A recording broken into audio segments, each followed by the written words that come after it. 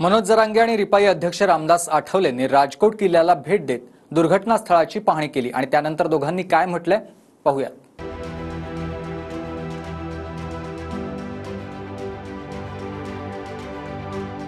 मनोज जरांगे आणि Republican party of इंडियाचे अध्यक्ष रामदास आठवले यांनी मालवण पुतळा दुर्घटनेची पाहणी करून बांधकामावर बोट ठेवलाय। स्थानिकांच्या दाव्यानुसार शिवाजी महाराजांच्या पुतळ्यामध्ये फायबरची भेसळ झाल्याचं जरांगे यांनी म्हटलंय।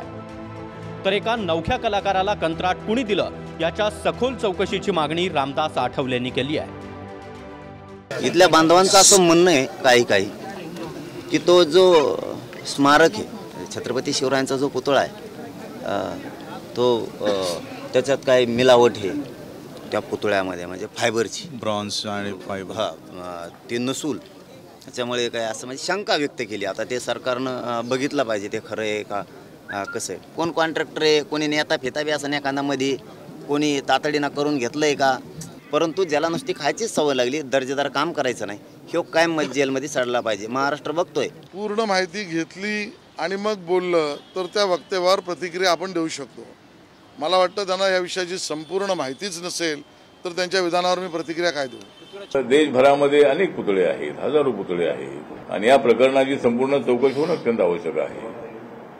पुतळा जो आहे तो पुतळा बसवला, त्या पुतळ्याची ऑर्डर कोणी दिली याची चौकशी होणं अत्यंत आवश्यक आहे।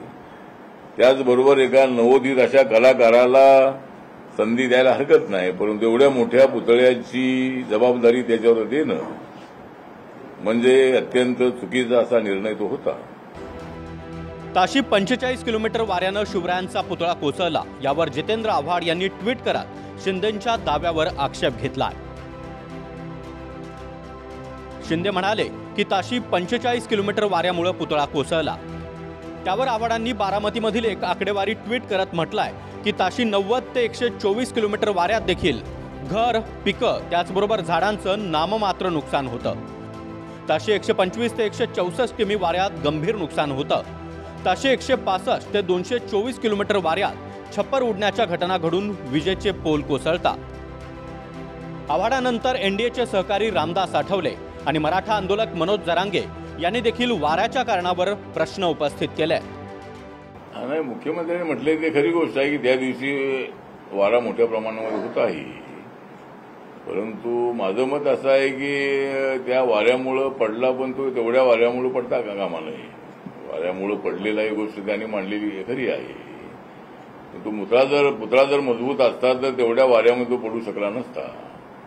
त्यामुळे मुख्यमंत्र्यांनी सांगितलं की पडण्याचं कारण कुठलं आहे, तर हवा ही मोठ्या प्रमाणात होती आणि त्यामुळे पुतळा पडलेला आहे। पश्चिमेकडून वारा येतो, मग पूर्वेकडे पडायला पाहिजे स्मारक पडलं तर ते पश्चिमेकच कसं पडलं, म्हणजे हे आता शंका आहेत। माझं तर सरळ म्हणणं आहे कायद्यात बदल केला पाहिजे। आता महापुरुष कोणचे असो, जर असं काय घडलं ना त्याला आयुष्यभर जेलमध्ये सडला पाहिजे।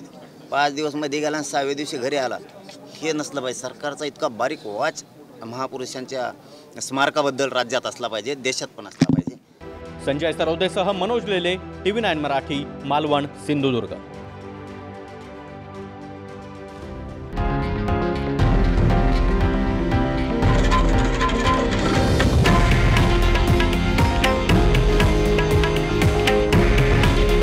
हे आहे देशातील नंबर 1 न्यूज नेटवर्क आणि आपण पाहत आहात TV9 मराठी।